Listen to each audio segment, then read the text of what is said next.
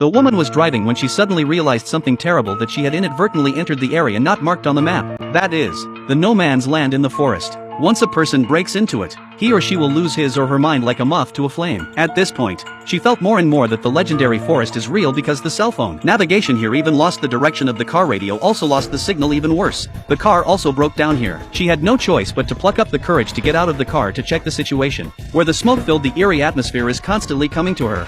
At this moment, the woman suddenly saw a signboard not far away. She was a little curious, so she walked over to it. It says Critical 12, although a little puzzled. But such a remote place, there is still a sign. She guessed that there must be nearby households, so she quickly packed her bags while it was still early in the day to go and find the nearby households. The deeper she went into the forest, the more eerie she felt. The more she walked, the more she felt something was wrong. The woman was a little scared and wanted to go back to the car to stay there, but when she turned back, something strange happened again. The car disappeared into thin air. She thought she had misread the car and immediately ran back towards the car. She was shocked at the spot. Now the car was gone, and she did not know what terrible thing she would encounter next. Everything became unknown. Just when she was at a loss, she suddenly heard the cawing of a flock of crows. The woman felt that this was a bad sign. Was something terrible really coming? In order to save her life, the woman wanted to quickly leave this place of wrongdoing. But unexpectedly at this moment, the earth began to tremble as if an earthquake had occurred. At this time, that strange sound came from behind again. Suddenly a figure swept past her. She could not think too much, immediately chased after, but the mysterious person did not pay attention to her.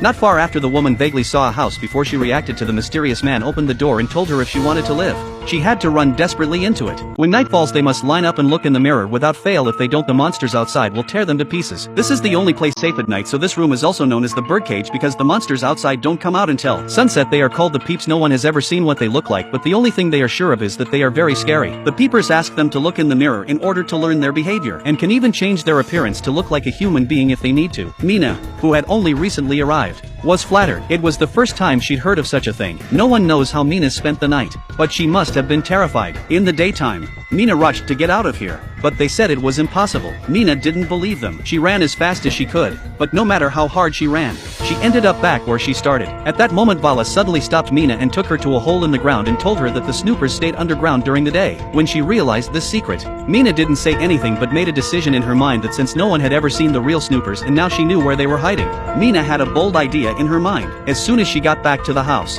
Madeline told Mina a few rules that she could follow to make sure that she didn't get hurt. Although she had memorized the rules, she didn't want to live here forever. In fact, Mina didn't believe Madeline's rules. Not only did she not believe Madeline, but even Anel, the only male, didn't believe Madeline either. The two of them agreed that they both wanted to see what the real peeps looked like. So they went to the peeps' hideout together, and she asked Daniel to act as a human safety rope while she went down to see what was going on inside the hole. As the rope slowly descended, she could see the intricate vines intertwined with the cave entrance, and the eerie feeling of asphyxiation was creeping up on her. But fortunately still safe to reach the bottom of the hole. Mina found here is like a warehouse. Everything is used VCR and full of dirty dolls and even more. A bike. Maybe this car is still useful and is let Daniel dragged up. Just as she was curious to look at these old items, Mina vaguely felt something behind her. But when she just turned around, she was shocked by the scene in front of her in the same place. She was about to die when Daniel quickly threw down the rope and saved Mina's life. Although her life was saved, she was strongly condemned by Madeline, who felt that she was playing with fire, and that it could easily provoke the peepers and bring about the end of the world. Mina didn't care about that. She was just trying to find a way out, but thankfully they had gotten a video camera to go down the hole, and it would be great to record the peeps on camera. With that, Daniel tinkered with the TV to act as a monitor and placed the VCR in the doorway where the peepers would be able to see their true colors as soon as they came by. The plan was perfect, and at night everyone looked at the monitor.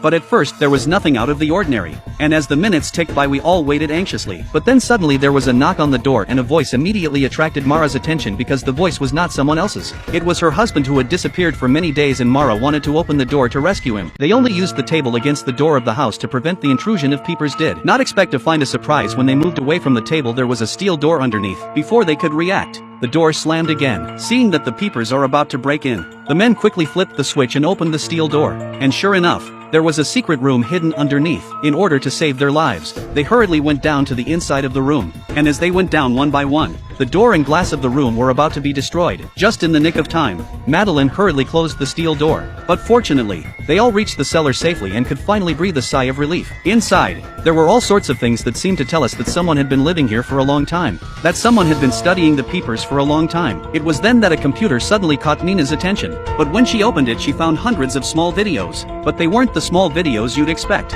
Mina guessed that they probably contained the means of their escape. The videos were all recorded by Professor Martin himself, a pioneer in the study of peeping toms. Although the professor is not a good person, but in the end, he still told them how to leave. So it can only be said that he still has some conscience. After listening to the professor, they decided to leave first thing in the morning to get out of this place. After a few hours of climbing over the mountain according to the previous markers, they finally came to the critical point, road sign 134, but at this point, they were only halfway there. In order not to get lost, Mina let her pet fly to lead them to find their way out. But then the rain started to fall and the visibility got worse, but they would get lost. But they had no choice, because if they went back, they'd die. So they had to keep moving forward, and maybe they'd have a chance of survival. Unfortunately, the sky is gradually beginning to darken. Once the darkness that the peepers should come out at that time will certainly experience life and death. If they cannot find the boat to escape, will certainly be eaten by the horror of the peepers all. It's not too late. They must grit their teeth and continue on their way. However, what they don't know is that at this moment, the army of peepers has already drilled out of the hole and is coming here. Now it was a race against time, and after a period of running for their lives, they were lucky to find the boat,